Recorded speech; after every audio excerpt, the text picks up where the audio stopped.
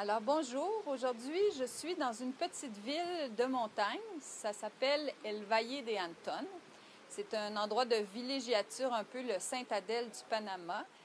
C'est connu ici pour un très joli marché où on vend des fruits, aussi des artisanats et aussi des très jolis jardins. Mais ce qui nous a amenés ici, c'est un projet de conservation des grenouilles. Alors vous allez en apprendre plus avec moi. Esta hembra podría tener, no sé, creo que todos están entre los 10 y 12 años, que puede vivir quizás hasta los 15 o 20. Entonces, las hembras normalmente son más grandes que los machos, y pues esta característica que llamamos o conocemos como dimorfismo sexual es porque los machos durante el proceso reproductivo se colocan sobre la hembra, sobre la espalda de la hembra.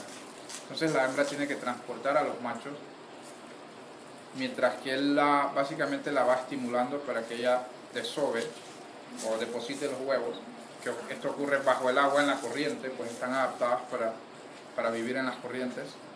Entonces el macho fertiliza los huevos en ese momento. Bonjour, je m'appelle Michelle, je suis étudiante à McGill et j'ai fait mon stage à EVAC, the El Valle Amphibian Conservation Center, dans El Valle de Antón, au Panama. Je suis ici pour vous parler du champignon qui s'appelle Batrachochytrium dendrobatidis. C'est un champignon qui est en train d'infecter des amphibiens à travers le monde. Les amphibiens, ils respirent par leur peau. C'est comme ça qu'ils absorbent toute l'humidité qui est dans l'air et autour d'eux dans l'eau. Et ce que ce champignon fait, c'est qu'il infecte leurs cellules de kératine et qui empêche les amphibiens de respirer par leur peau. La plupart des amphibiens qui sont infectés avec ce champignon-là, ils meurent d'arrêt cardiaque parce qu'ils ne peuvent pas avoir l'oxygène dont ils ont besoin.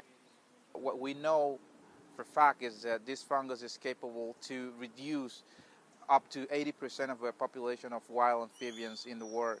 So that's why centers like the El Valle Amphibian Conservation Center was created, and it focuses on preserving and to protect some of the most endangered and susceptible species of frogs and toads in our country. Alors la vedette de ce centre de conservation, c'est une petite grenouille dorée.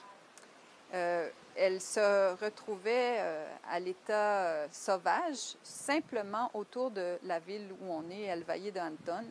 Elle est maintenant disparue en nature et le seul endroit au Panama où on peut encore la voir, c'est dans l'Exhibi qu'on est en train de visiter. Une histoire un peu triste quand même.